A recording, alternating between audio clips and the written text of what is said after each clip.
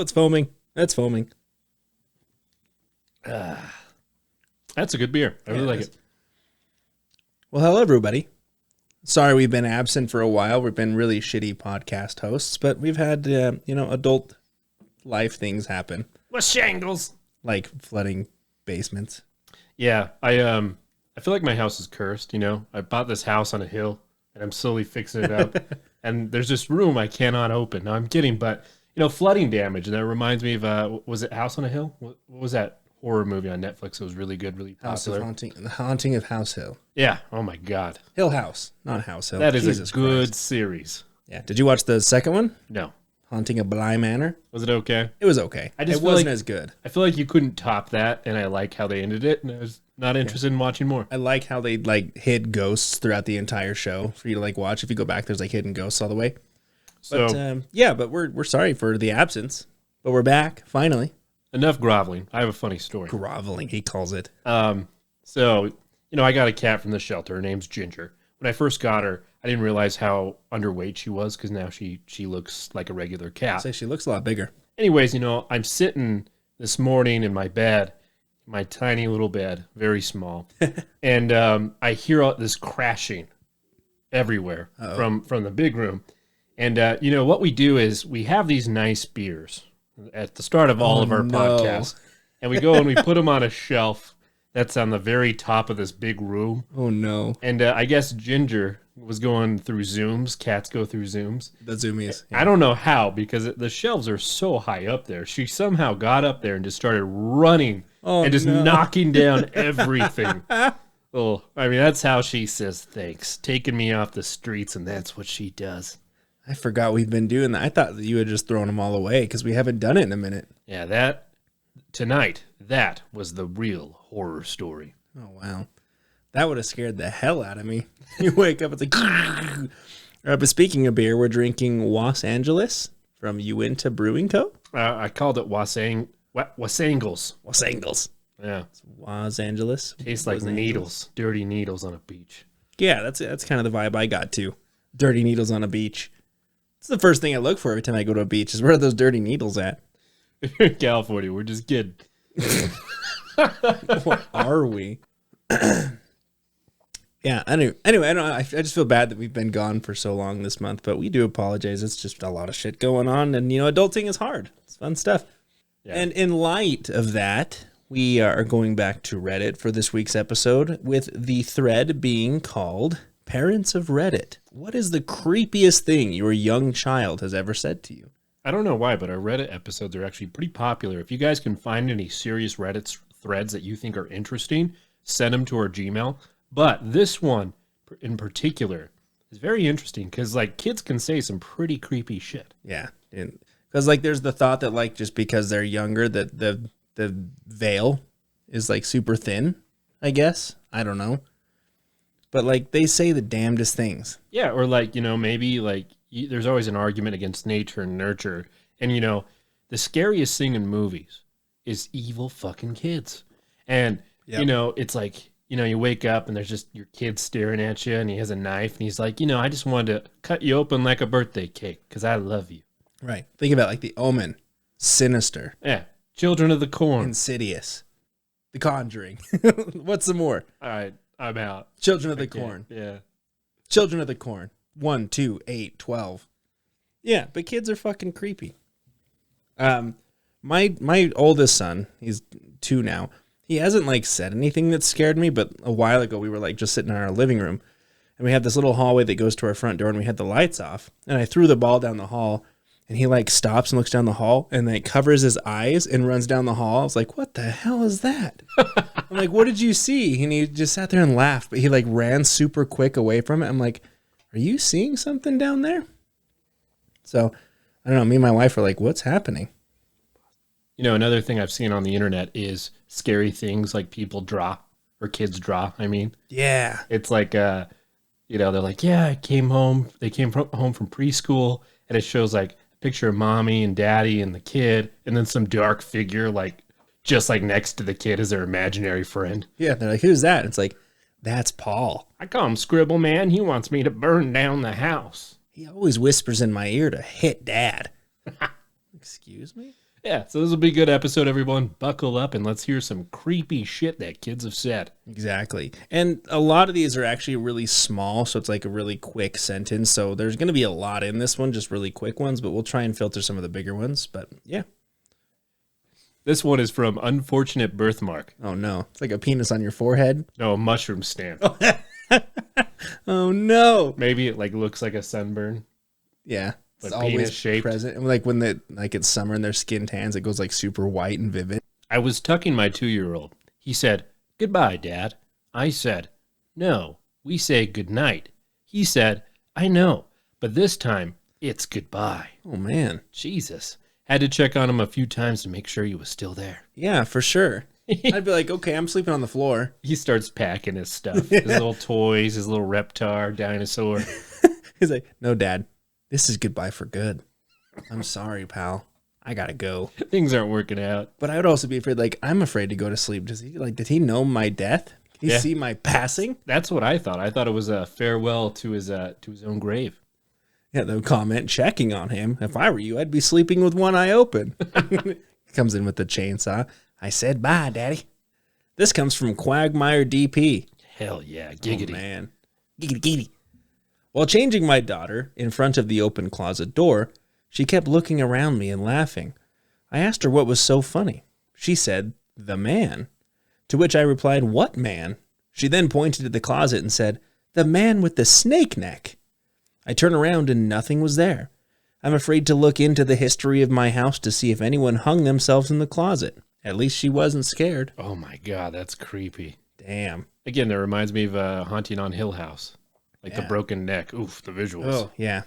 She's like floating around the whole time with the broken neck. Spoiler alert. Sorry about that. I mean, if you haven't seen it at this point, are you really going to watch it? All right, this one is from Evil Warnament. Daddy, sleep, then push my head underwater at the pool. Oh. That's an evil kid, man. Go to sleep, go to sleep, go You to gotta sleep. cut your losses now. Better hold your breath. I'm gonna kill you. Yeah, I don't know. That's some sinister bullshit right there. So this says, not Tom Petty's girl. Not to me, but to his grandmother. He was cuddling with her and being very sweet. He was about 3 at the time. He takes her face in his hands, brings his face close to hers, then tells her that she's very old and will die soon. Then he makes a point of looking at the clock. That's so funny. You're going to die in 5. 5 what? 4. Way 3. to be dramatic. So I actually remember this this memory I have, and I love my grandma. Love her. She's not with us anymore. But I remember when I was a kid, I was like maybe 10, and she was at my house. Like the only house I remember, like the oldest one I remember. And I remember I was looking at her, and I was like, "Grandma, you're so wrinkly." Oh, no. And then she smiled and laughed, and she looked at me in the eyes and said, "Cleet, one day you'll have wrinkles too." Oh, man. You remind me of a raisin, Grandma. She was the best. Yeah, I miss my grandma, too. Grandmas are the best. Now, this one is from Like I Was Saying. My 3-year-old daughter stood next to her newborn brother and looked at him for a while, then turned and looked at me and said, "Daddy, it's a monster. We should bury it." Okay. So that's the point you decide that she's not to be left alone with this baby. Yeah. You know, the thing is, when you ever bury a loved one, you never do it on an Indian burial ground, Yeah. especially where the ground has gone sour, because what you bury, what comes back up, isn't what you put there. Yeah. That's a Pet Cemetery throwback right there, buddy. The ground got sour. Congratulations on giving birth to the Antichrist. Comment of the year goes to, okay, this is X_Y_Z. I was on a bus recently, and we were stopped outside a walk-in clinic. A little girl in the seat in front of me turned her dad and said, "Death is the poor man's doctor." And that was that. Edit. Never realized this was an Irish proverb. Context, I'm Irish. Damn. Oh my God. Death is the poor man's doctor, huh? How culturally insensitive. Right. This little girl in the bus, just throwing that shit out there. This one is from Deleted. Oh. That's how you know it's good. Yeah. I jokingly asked, "What's the best way to get a girlfriend?" 7-year-old's response, "Tell her to be my girlfriend or she'll never see her parents again." Wow. That's a threat. You want to see your parents tomorrow? Yeah, then you better be my girlfriend. I'm gonna murder you. This one's also from Deleted. Why are you crying? Bad man. What bad man? There. Points behind me at a dark corner of the room. Lamp on bookshelf next to said darkened corner falls off as soon as I turn to look. She slept in our bed that night. Oh my God. That's creepy as hell. Yeah. When kids say they see something, it's like, I think we're done. We're moving. We're gonna move somewhere else. So this one is from Eldrin Roffles. This sort of relates. It still makes me laugh hysterically.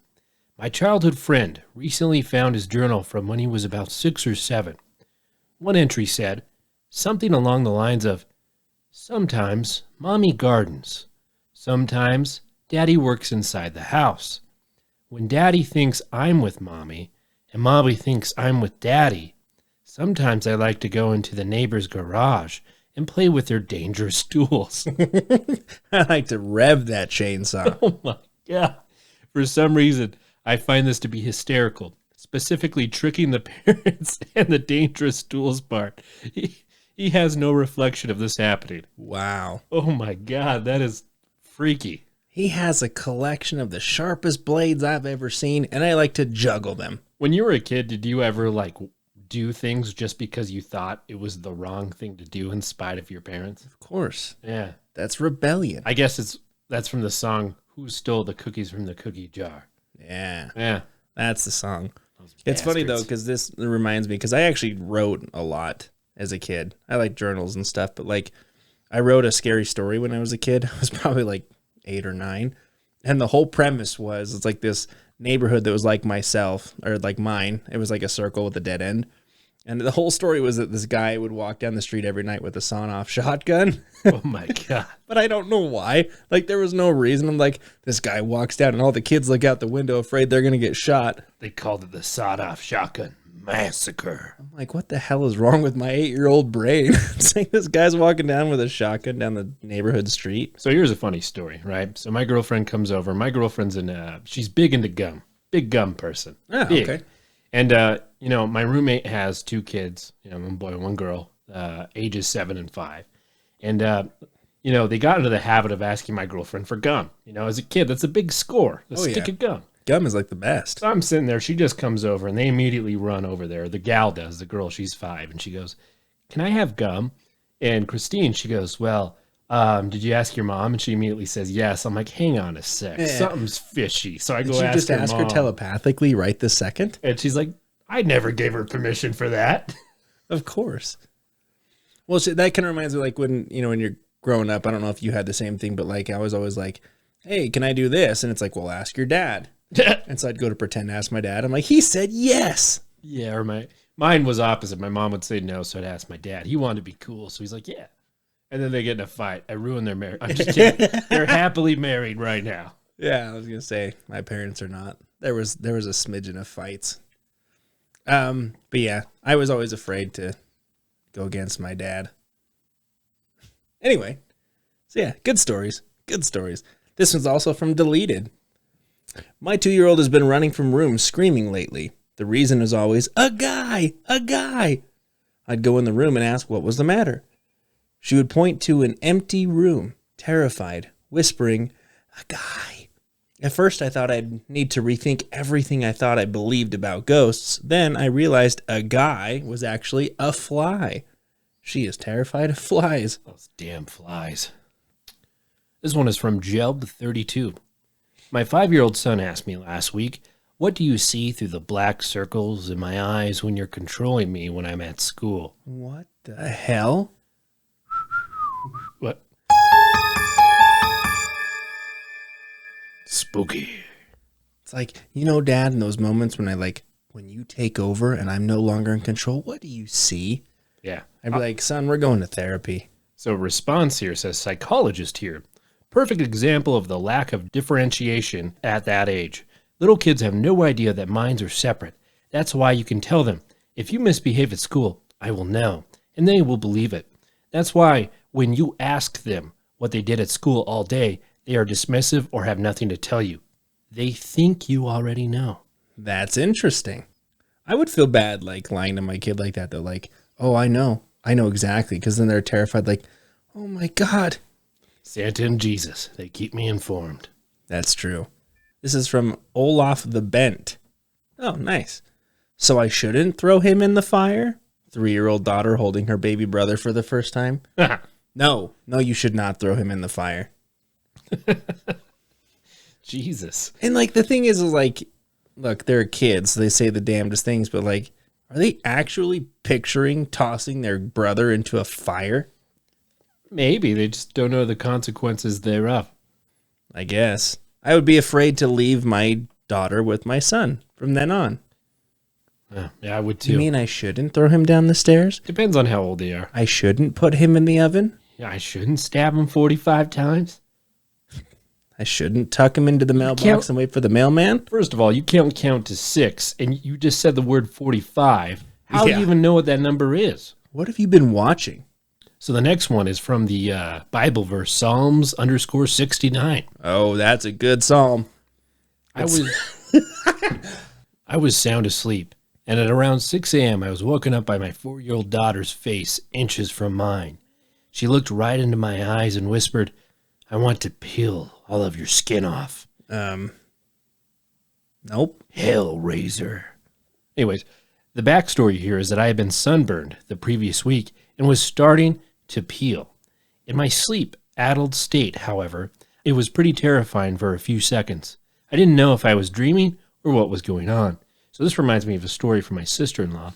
She told me when my nephew was really young, she woke up to have him inches from her face, and he whispered, "Candy." Yeah, scared her for a second. I bet. But then she was just like, "Are you serious?" Yeah. That would scare the shit out of me. You wake up and there's just a face in front of you. Yeah, it's not fun. So like my 5-month-old, he sleeps in our bed right now too. And the other night he like woke up and was like screaming and crying. And I rolled over thinking he was a little bit further away, and his face was right in my face, just screaming. And he tried to bite my nose. I was like, "What the hell is your problem?" Did you tell him to quit being such a baby and that he needs to grow up and be responsible for his own actions and use his own damn words? Yeah. I say that jokingly. I'm like, dude, you need to grow up. Like, enough with this crying. He is a difficult baby. Like, I'm not going to lie. Our first son, like, never cried, ever. He was the perfect baby. He's an asshole toddler right now. However, my youngest, God, he cries over everything, dude. It's just a screaming match no matter what. So, kids, they're fun. But I agree with this comment on that story. It says, eliminate the backstory and you win this Reddit. Okay, this comes from Joe Nuggs. I don't have kids, but once, visiting some friends on a farm, my buddy's youngest girl, 5 or 6 at the time, was afraid of the chickens. Yeah. I tried to explain to her that the chickens weren't there to hurt us, but she just wasn't having it. So I'm sitting around the fire pit looking at one of the chickens a few feet in front of me when I feel hot breath in my ear as she whispers, "See, he's always watching." Horrific and hysterical all at once. I thought I was about to read that like she's going to pick up the chicken and just throw it in the fire. Oh my God. Like, I'm done with you, Satan. Those goddamn chickens. Clucking away. Menacingly. I like the comment from this one. It's deleted, but chickens are always watching. But after spending some time with them, you learn it's because they're too dumb to do anything else and because you are the most interesting part of their day. Yeah, they poop in their own water, so. Yeah, not a lot going on brain cell-wise. All right, this one is from Hasnaferfer. Oh, okay. My son, about 6, asked my mother to lay down on her stomach, then sat on her butt and started bouncing up and down and proclaimed, "Now we are mating like reptiles." Thanks, Discovery Channel. Oh my God. Now we're mating like reptiles. I don't know what I would do, man. It's not.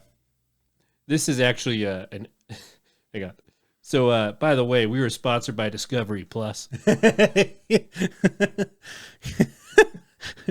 Go to our channel there for 15% off your subscription. Doing it like they do it on the Discovery Channel. Yeah. Getting blank now. What was that? Bloodhound Gang. Bloodhound Gang, yeah. They did the Foxtrot Uniform Charlie Kilo. It's a good song. Okay, this is from Darren FJC. My coworker's 4-year-old daughter always thought that the rattling of the water pipes in the kitchen cupboards were white wolves, and the sound always scared her. One day she was sitting at the kitchen table and she said, "Mom, the white wolves aren't bad. They're our friends." Her mom encouraged the idea by saying, "Yes, the white wolves are protecting us. They are our friends." Then her daughter added in, "They're our friends, but not the man who crawls on the floor and stands by my bed." Jesus Christ. That took a dark turn. Yeah, I like those wolves, but not the creepy crawly man. I just wish he would stop staring, going, He crawls like 30 miles an hour, Mom. It's unnatural. on his back. On his back. You ever seen those contortionists at the circus, Mom? Oh, looks like you get a good long one. That's what he said. This one is from Mary Morvina. Oh. I was in preschool. Creepy shit gets said and done all the time. That one that sticks out to me happened last year. There was a small kitchenette area in our classroom that the kids use during free time for playing house or whatever pretend games they think up. There was one little girl that I was keeping a close eye on, mostly because of how withdrawn from the other kids she was. I noticed she was playing with a baby doll in the kitchenette, rocking it back and forth and singing to it. She then took the baby, shoved it into the play oven, and slammed the door shut. Okay. She turned around, looked straight at me, and said, "Sometimes bad babies go in timeout." In the creepiest little girl voice I've ever heard before, smiling and running off. That one kind of shook me. Yeah, I wonder why. This is from Tom Zarek. When I was about 3, we had a cat that had stillborn kittens. I asked my father if we could make crosses for them, which he did, and as he was making them, I asked, "Aren't these too small?" "Dad, what do you mean? Aren't we going to nail them to them?" After several moments' silence, "We're not going to do that." "Oh." Some type of Jesus cat. He's like, "I just thought that we had to nail them." This one is from Pookie Pie. Ah. My toddler went through a phase where she would just constantly say hi to things. Hi, hi, hi, hi, hi.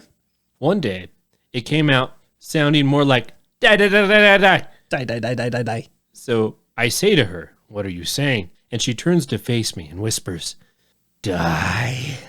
Wow. You really want her to die, huh? Yeah. It went from hello to "I'm going to murder you." Well, this one comes from Rafi89, and it starts with true story. You know, we're in for a good one. A little over a year ago, my daughter, who was 5 at the time, randomly asked me, "Daddy, are you going to die soon?" I was like, no, Dad is fine. But strangely enough, I'd had stiffness in my leg for like 4 days. So I ended up calling the doctor. One thing leads to another, and I'm in the hospital for a week with deep vein thrombosis and a blood clot in my lung. Probably would have died during the plane trip I was planning on going on a few days later. 2 days ago, she asked me the exact same thing. Edit. Since it's kind of a thing, I'm not dead as of 8/22/2013. So he updated the post like a year later. Yeah, but that was like 9 years ago. So I wonder if he's still kicking. All right, Rafi89, we need to hear from you, bud. All right, this one is from Bortson. My brain is telling me to do things I don't want to do. He's 4. What kind of 4-year-old sounds like that? That's it. That's the whole post. Oh, okay. Yeah. All right. All right. Hang on. I will go into the edit. Edit. A little context. Like many kids, he has an imaginary friend. He just correctly identified the imaginary friend as my brain. So when he says my brain is telling me to do things I don't want to do, he means my imaginary friend wants to play a game that I don't want to do. Now, if only the game wasn't burn them all. I was going to say, I don't know if that clarification is much better. Yeah, I don't know. You still have someone telling your child to do something they don't want to do, which isn't that the problem? His brain, his imaginary friend, it's not good. Okay, this comes from H.R. Homer. My niece was sitting on the couch with a weird look on her face. Her mom asked her what she was thinking about, and she said, I'm imagining the waves of blood rushing over me. Hell yeah. The hell? Turned out they had been at a local science museum with an exhibit on the circulatory system. One of the features was a walk among some giant fake blood vessels, and she was remembering that. Blood for the blood god, I guess. All right. This one is from Seat Hella. That username is after my heart. Hella. When my son was little, maybe 3, he used to do this weird crawl where he would slide his forehead along the floor. That's safe. That was pretty creepy in itself. Not to mention all the nails sticking up from the wood. Then one night, he crawled across the hallway into my room like that and stood up a few inches from my face and made a weird meow sound.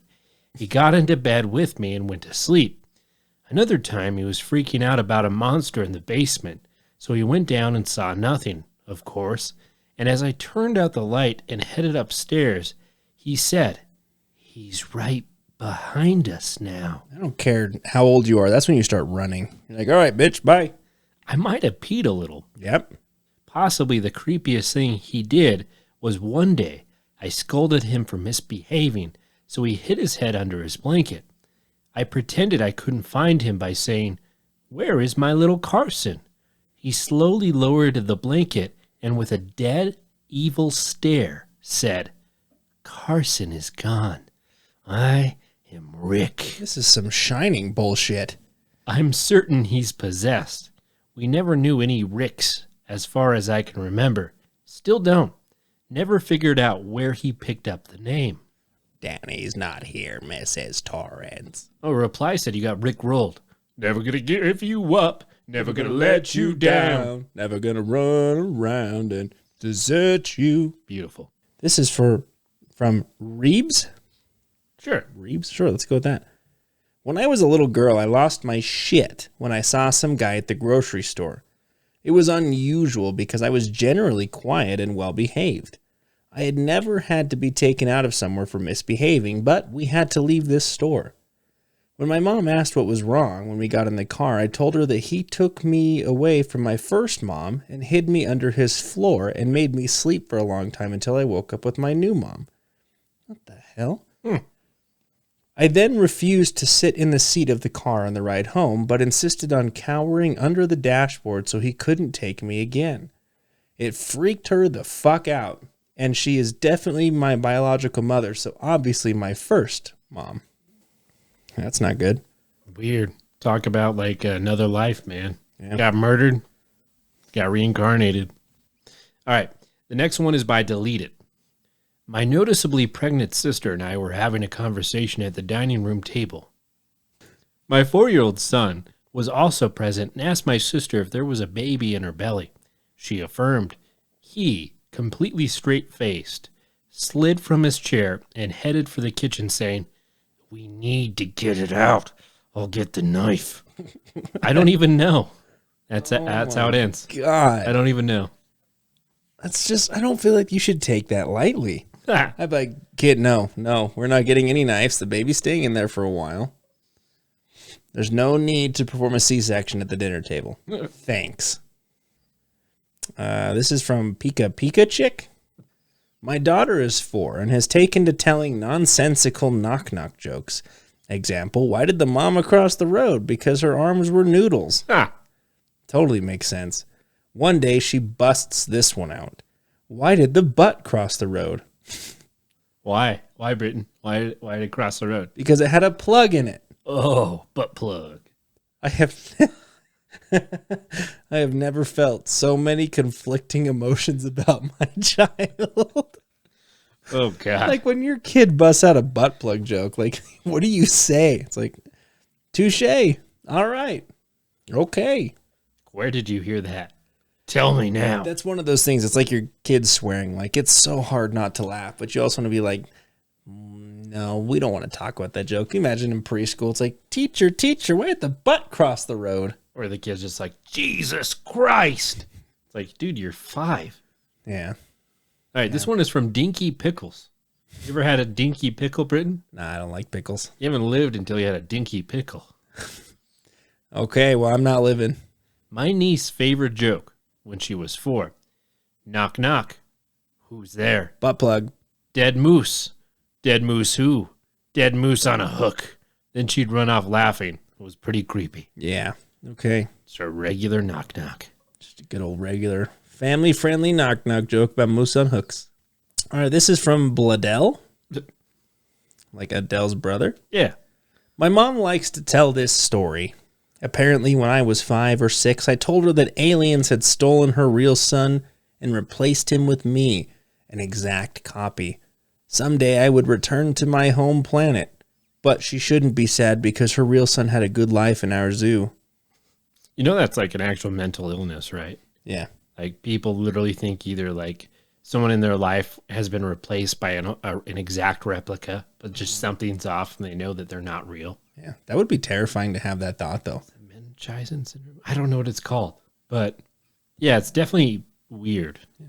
But like, can you imagine, like, honestly feeling like someone you're interacting with, like your mom, for example, like you genuinely think that like it's not a real copy? That would mess with you so bad. Yeah. Yeah, this one is from InfoWin. My 3-year-old nephew was at my cottage. He asked me numerous times about the girl over there, while pointing back to one of those back bedrooms. Oh, man. The place is small, and there's definitely nobody there, so I just dismiss it as a really active imagination. He has a lot of imaginary friends. Then some friends are visiting, and they have a daughter around the same age. She has never met my nephew. Twice in one day, she asked about the pretty girl, while pointing at the exact same room. Definitely caught me out, and I didn't know what to think. Then, at Christmas, my family was over at my place, and my nephew points at a picture of my wife and asks if she's coming to visit us here, or does she just stay at the cottage? My wife died 10 years ago. Personally, I don't really believe in paranormal stuff, so it's probably just my logical brain putting together a bunch of kids' ramblings, but it definitely got my attention. Yeah. Yeah, that'd get my attention too. Yeah. Okay. This is from Borkmeister. Just giving out good borks. Bork.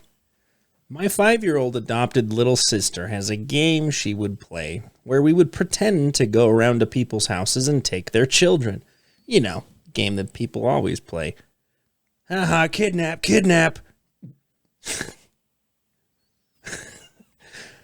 Once we rounded up enough, we would eat them violently and maliciously. Oh my God. This was her idea through and through. The name of the game? Social Worker. Oh, Jesus. I don't know what to say to that. Next. Melon95. After reading through most of these, I've come to the conclusion that imaginary friends are, in fact, dead people.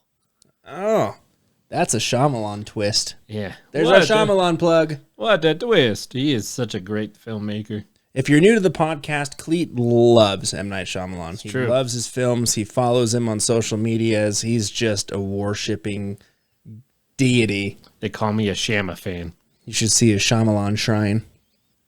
This is from Matthew. My father tells me this story of my childhood every once in a while we're gathered around the fire with some tea. When I was around 6 years old, my dad's best friend committed suicide. We'll call him Joe for the sake of the story. Obviously, it was a very rough and emotional time for my dad. Joe was my dad's best man at his wedding, the one guy who was always there for him. After my dad got married, he and my mother left Joe in the town they were in to start a life outside of the town they grew up in. After years of moving around California, my family eventually moved to Utah. Ew. Hey, gross. That's a terrible move. I'd never live there. Sucks. Utah. Where my father worked for a successful internet business. Joe stayed behind in Washington because my family were so far away from their old life with Joe, there wasn't a lot of foresight or warning that Joe intended on ending his own life. Joe's sister apparently had been blaming Joe's wife for her brother's suicide. Joe and his wife drank a lot of booze and probably as a result fought a lot. My father always said that they were a passionate couple. Yes, they would fight often, but he hardly knew two other individuals who were so completely in love. For this reason, he didn't believe it. A few days after Joe committed suicide, his widow called up my father, sobbing about how she thought it was her fault. After about an hour of trying to console her, he told her, if there was a way for me to talk to Joe now, I guarantee you that he would tell you that he loved you and that it wasn't your fault that he ended his life. Crying, she still didn't believe him, but she thanked him for the kind words and let my father go. My dad was obviously distraught after that long, hysteric conversation. He had been down in his office for a while, and he decided to come up and check on his kids while making a pot of coffee to take his mind off of things. We were all supposed to be napping, but he thought he'd peek his head into our rooms to make sure we were safe, maybe try to have a little smile of brightness added to his day. Sure enough, when my dad got to my room, I was fast asleep on my bed. He went to my brother's room, and he was also sleeping. Finally, he checks on my sister, who is sleeping as smugly as an angel. He decides to go back towards my room and into the kitchen to make some coffee. As he walks by my room, he notices a whimper. He turns around and enters my room, where he finds me weeping. I was 5 years old, so the way I was crying seemed odd to him. Normally a 5-year-old would cry drastically, over-dramatically. I wasn't. I was just sitting on the side of my bed weeping. My dad enters my room and says, "Maddie, what's up? Why are you crying?" It's then that I stop crying for a moment, look up at him with teary eyes and say, "Rick, it's not her fault. I love her. It's not her fault." With that, I stopped crying, rolled over back onto my bed, and fell swiftly back to sleep. Needless to say, my dad shit his pants. That was fucking chilly. That gave me the goddamn chills. Yeah. You just can't make that shit up. I mean, like, as a kid, like, unless you heard the phone call, but even then, like, you're not like, oh, I'm going to pretend to do this. Yeah. So, but you know what, Clete, you know what we haven't done in a while? Drugs. Been amicable to each other. Yeah. Been good friends. Yeah. We haven't hugged it out in a while. We haven't done some hardcore drugs. Yeah, let's do We're going to do some hardcore drugs on the show. Drugs. No. If we get 10 views. 10? Man, that'll happen like... If we get one like... If we just get a single subscriber, we're going to do the hardest drugs you've ever seen. No, we haven't talked to Chris in a minute. Oh, yeah, let's pull up the spirit box. Let's do a little spirit boxing. Hello, Chris. It's been a while. How have you been?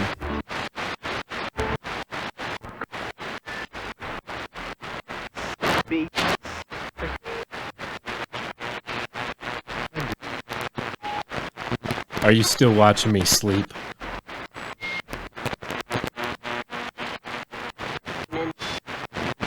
I think I heard maybe.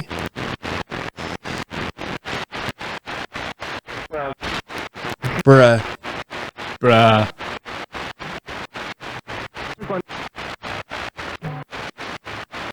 Chris, did you happen to cause that nightmare I had last week? Or anybody?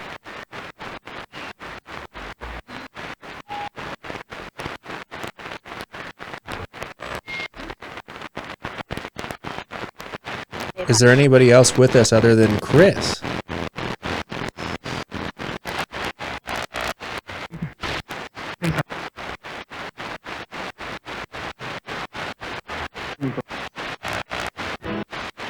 Did I hear Ethan? Does anyone want to possess Britain right now? Like any demons? Me? Me? Does anyone want to possess Cleet instead?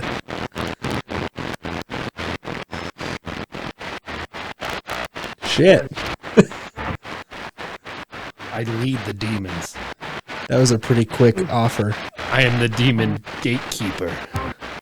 Nope.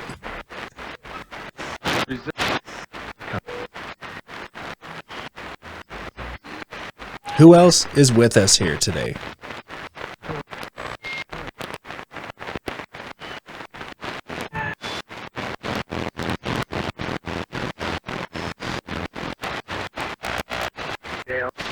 Gail? Gail, when did you die? I did. Sounds like we had something. Yeah. How did you die?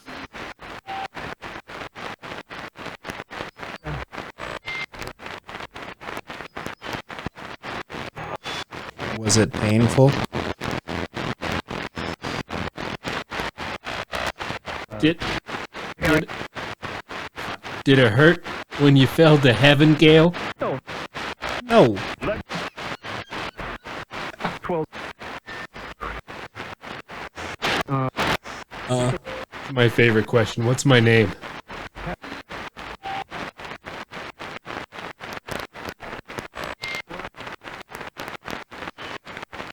I heard Cleet. Maybe. All right, Ghosts. What's my name?